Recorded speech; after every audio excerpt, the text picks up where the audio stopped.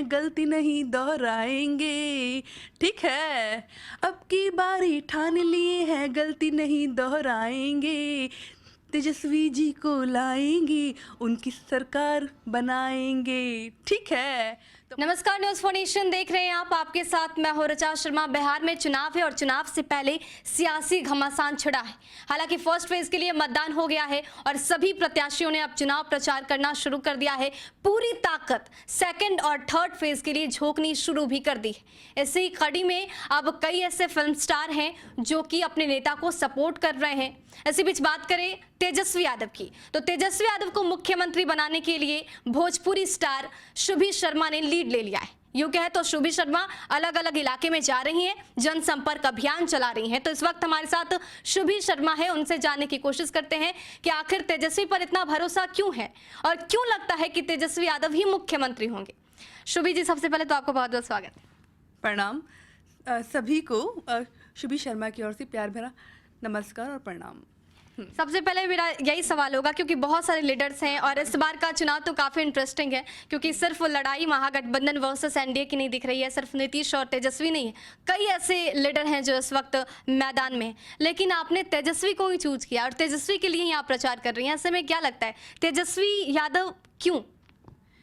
देखिए, सबसे जो मेन बात है वो तो ये युवा है, वो युवा की सोच को समझ सकते हैं और उनकी जो एक सोच है वो मुझे बहुत पसंद आई है। वो ये है कि अपने बिहार में ही काम करे, रोजगार उनको बिहार में ही मिले, ताकि उनको बम्बई, दिल्ली, गोवा या कहीं और उनको जाना नहीं पड़े। क्योंकि बिकॉज इस टाइम पे क्या चीज़, जब जैसे कि कोरोना काल के अंदर जो यहाँ के बिहारी थे, जो हमारे अपने थे, वो लोग सब, कोई बॉम्बे था, दिल्ली था, कोई बाहर था, कोई कलकत्ता था, कहाँ कहाँ पे फंस गए थे सब लोग। और जो हालात उनके हुए हैं वो सबको पता है कि यहाँ पे आने की उनको परमिशन भी एंड में कहा कि नहीं, अभी नहीं आ सकते, तब नहीं आ सकते।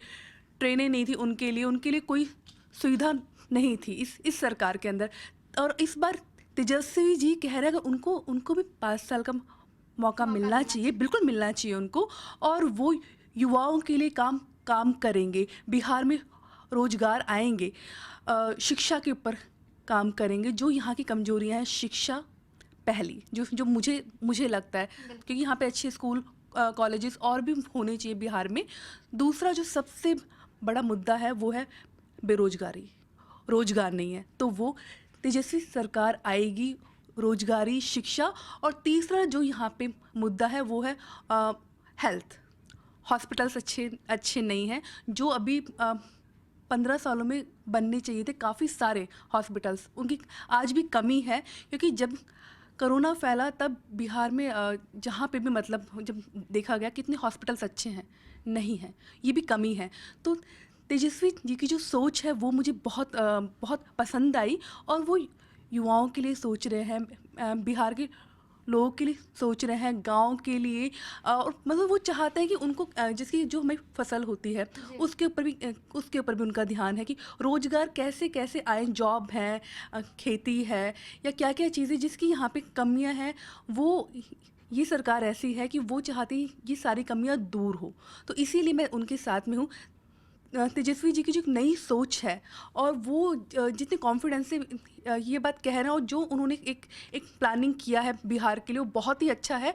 और वो जैसे इनका चिन्ह है लालटेन, तो वैसे ही ये चाहते हैं पूरे बिहार को रोशन करना, रोशनी फैलाना, रोशनी देना।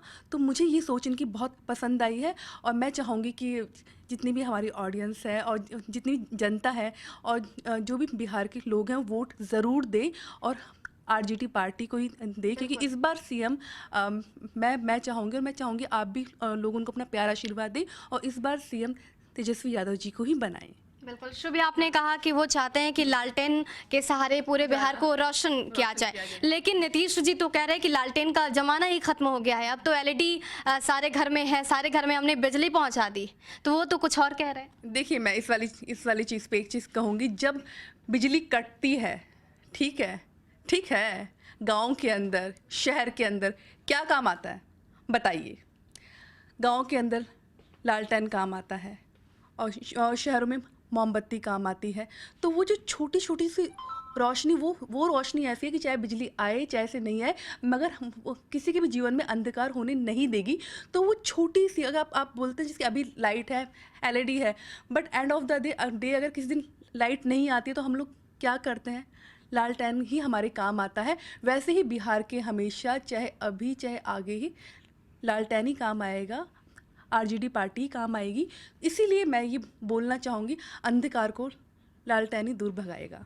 जी बिल्कुल शुभी, आपने ये बहुत अच्छी बातें बोली है। लेकिन जिस तरीके से लगातार तेजस्वी यादव भी युवाओं के बीच जा रहे हैं, ये कह रहे हैं कि जब उनकी सरकार बनेगी तो जो पहली कैबिनेट की बैठक होगी, पहला जो दस्तखत करेंगे उससे 10 लाख युवाओं को रोजगार देंगे। हालांकि अब ये सवाल उठ रहा है कि रोजगार कैसे देंगे, लेकिन आप क्योंकि जनसंपर्क अभियान चला रही हैं, आपने बखूबी देखा है कि जनता का मिजाज क्या है, क्या लगता है माहौल क्या है, टाइट है क्या माहौल? टाइट तो बहुत है, इसमें कोई शक नहीं है।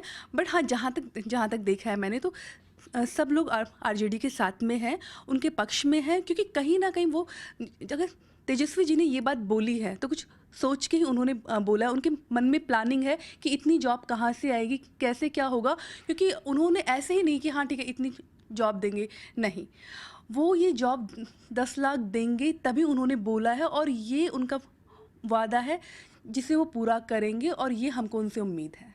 बिल्कुल। अगर आप जनता के बीच जाएंगी तो क्या कहेंगी जनता को, किस तरीके से आप संबोधित करेंगी, जनता में जोश भरेंगी? जनता में जोश बिल्कुल, एक तो उनके लिए मैंने 1-2 लाइन है, अब की बारी ठान लिए हैं, गलती नहीं दोहराएंगे, ठीक है, अब की बारी ठान लिए हैं, गलती नहीं दोहराएंगे, तेजस्वी जी को लाएंगे, उनकी सरकार बनाएंगे, ठीक है। तो अपना प्यार, आशीर्वाद, अपने वोट दीजिए आरजेडी पार्टी को, अपना आशीर्वाद, क्योंकि ये पार्टी ऐसी है जो आपके सपनों को पूरा करेगी और बिहारियों को बिहार में रोजगार दिलवाएगी। बिल्कुल। तो हमारे साथ शुभी शर्मा थी, जिन्होंने बखूबी बताया कि क्यों तेजस्वी यादव बिहार के लिए जरूरी, और ये भी बता रही हैं कि तेजस्वी यादव के लिए बिहार ने ये तय कर दिया है कि मुख्यमंत्री बनेंगे तो सिर्फ और सिर्फ तेजस्वी यादव। हालांकि अब शुभी शर्मा ने तो ठान लिया है कि तेजस्वी यादव को ही मुख्यमंत्री बनाना है, लेकिन बिहार की जनता क्या सोचती है ये तो नतीजे बताएंगे। फिलहाल के लिए इतना ही। बने रहे हमारे साथ और देखते रहे न्यूज़ फॉर नेशन। नमस्कार।